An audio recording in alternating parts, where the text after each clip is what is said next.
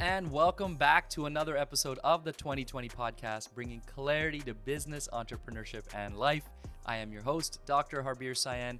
Thank you so much for taking the time to join me again here, guys. I cannot thank you enough. I am truly grateful for everybody who tunes in, who shares and comments. It's been pretty cool recently as things have opened up, and I've, finally started to see people in person again that I haven't seen for a while. It's pretty incredible every time I hear somebody say, hey, I listened to this episode or that episode. The fact that anybody's listening at all is amazing. I truly, truly appreciate it, guys. So I have one small favor to ask. If you do listen, please do share it with your friends. Take a screenshot, post it up on Instagram, leave a review, leave a comment. If you're watching on YouTube, make sure you drop a comment there as well. I truly appreciate it, guys. Really means so much. So it's been a while since I posted a podcast, recorded a podcast, and it's been even longer since I've done one like this. So in this episode today, I don't have a guest. It's just me and my solo self sharing some insights with you. And I've done this before. It was something I really wanted to start doing a while back, and then, life happens.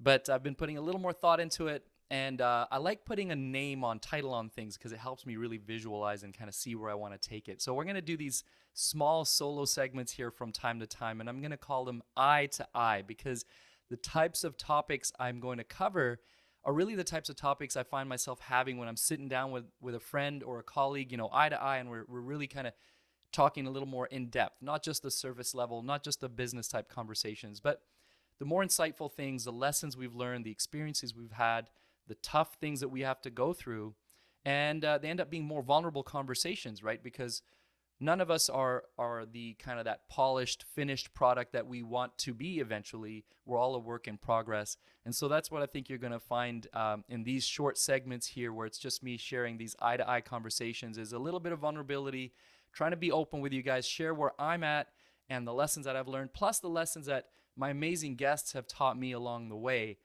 And hopefully you'll be able to, extract something from that you can apply to your lives and, improve as well. So for the first official episode of Eye2Eye, I am going to talk about something that I call the ebb and flow of productivity or creativity. And I didn't really know what else to call it. There's a lot around this that I've personally experienced over the years. But again, I realize as I talk to my friends and colleagues that I'm not the only one that goes through this, but we just don't have a name for it. And, in the subtitle of the actual podcast, the 2020 podcast, bringing clarity to business, entrepreneurship, and life, these eye-to-eye conversations are going to be talking about that life aspect a little bit more. And I think they really are going to apply for anybody in any industry. It doesn't matter where you're coming from or what you're doing. I think we all go through these ebbs and flows. And what I want to share with you is what I've learned to do in these periods of high productivity and these periods of inevitably the lower productivity, those ebbs that we end up going through. And it's great when you're in the flow state. I feel like I don't really have to tell you a whole lot. When things are flowing and clicking and you're in that high productivity, high activity state, just ride that wave. That's all I got to say about that. It's really about when you come down from that. And again, we inevitably do come down from that at some point. It's about what to do at that point. Now, in the past, over the years, many years, I would go through these less productive states. I still do. And I would get anxious. I'm one of those people who can't sit still, who just always has to be doing something. And I think we also kind of happen to live in this period of time where society talks about the grind and the hustle and always working, up early, go to bed late. And I'm guilty of those things, not to tell you not to do those things, but when you end up in this ebb state, when you end up in this lower productivity, lower creativity state, there I found are better ways to get through it than simply nose to the grindstone, trying to, push your way, break your way through it. What I found is if you lean into it, if you let it be, and you sit back and you kind of see where you are, it actually is way more productive in the long term. And when I say lean into it, I don't mean, just sit down on the couch and just watch movies until you feel like doing work again. No, I mean still working, still being productive, but doing it in a different way. There's a term that I love. Initially, I think I've heard this phrase from Andy Frisella, who's a big entrepreneurial type. He's got a very successful podcast. Not the type, he's not for everybody, but if you listen to him, you might like him. Anyways, the term he uses, aggressive patience. So when you're in this ebb state, when you're in this maybe less productive, less creative state, instead of stressing and being anxious that maybe you got to post to social media every day, you got to maintain that, or perhaps you got to keep up with some other activity, otherwise you're going to lose out, or you might get some FOMO of not being as visible as other people. The term that I'd like to use instead of aggressive patience would be active patience. You're still being active, you're still doing the little things that you need to do every day to be in the long term to be productive and successful, but perhaps you're not doing the big, like the home run type things that are going to get you, tons of views or tons of notoriety or whatever it might be in this moment right now. But being actively patient and patient for that next flow state, right? So as long as you keep building, keep doing those little things every day, whether it means, meditating or working out or doing little things for your business where you're writing stuff down to help yourself grow in the longer term. Once you hit that flow state, you're going to hit it much harder. You're going to rise much higher because you didn't let your ebb state go to complete zero by becoming a couch potato, but you did let yourself absorb that energy that you're supposed to absorb during the ebb state. And I talk a lot about energy and the universe, and I find these ebb states are sort of the universe telling you to take a step back and take a little bit of perspective and take in what you've accomplished to this point. And be grateful for what you have in this moment because, again, when that flow state hits, you'll be more prepared for it. In a past episode, this sort of the first unofficial Eye2Eye episode that I did months back, I called it Pursuit. And in that episode, what I was talking about was the difference between passion and pursuit. And passion is that, like, we always see these quotes about, you got to have passion. And sure, passion's important, but I don't think passion is what gets you through these slower states or perhaps the monotony of that kind of building towards something bigger. Pursuit, that goal of that what you want to be in the future, that vision that you have for yourself, that's what gets you through these slower states. So again, the active patience, knowing where you're trying to go and kind of continuing to do the little things that you need to do to get to that vision, or what Matthew McConaughey said in his famous Oscar speech, that he's always chasing himself 10 years from now. And as long as you're doing that, as long as you're still pursuing that goal that you have, it's okay that you go through these slower states and work your way through these.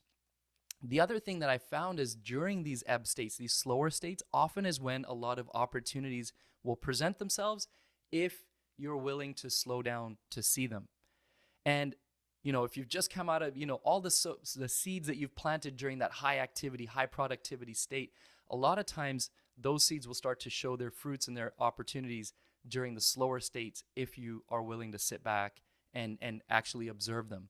And then you're able to grasp those. And again, once you hit the flow state, again, you'll be able to take those opportunities and run with them. But a lot of times when you're just grinding, you're got your blinders on, you won't see those opportunities start to present themselves. So again, it's super valuable to take that step back, and it's going to ultimately become much more productive for you than just nose to the grindstone.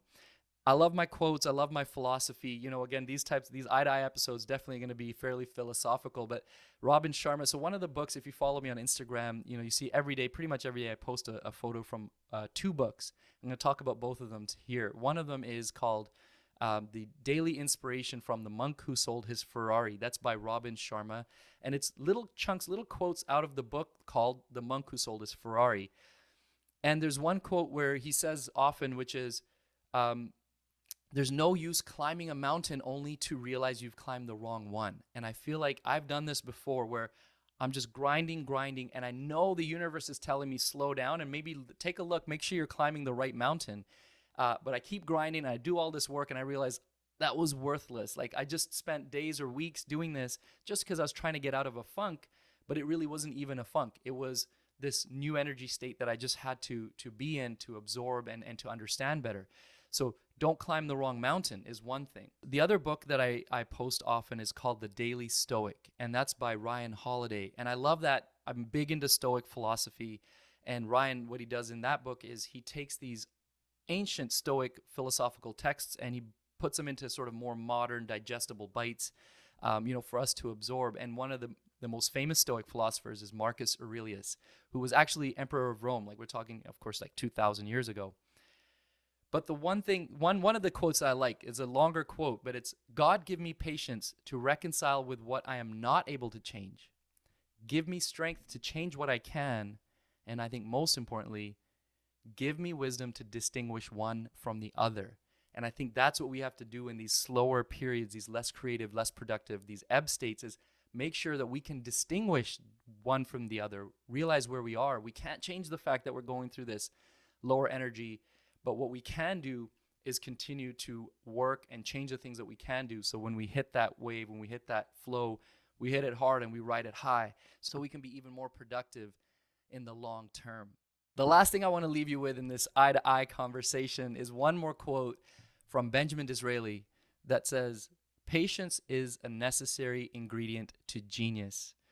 All right, we're all geniuses. We all have genius within us, but patience is a big part of that. And patience coming, this active patience coming through this ebb state, so we can hit that flow state real hard and really achieve greatness, the greatness that we're all capable of, I think is so important. So I hope you guys found some value in this. Again, this is me opening up, trying to be a little more vulnerable, acknowledging the fact that I'm definitely not anywhere near that vision that I have of myself, that goal that I want to be, and I'm a work in progress, like we all are.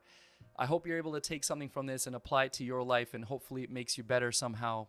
Let me know what you thought. Take a screenshot, post it up on Instagram, leave a comment, leave a review, and I'll definitely be back with more of these eye-to-eye conversations in the future. I hope you loved it. Thanks so much, guys. See you later.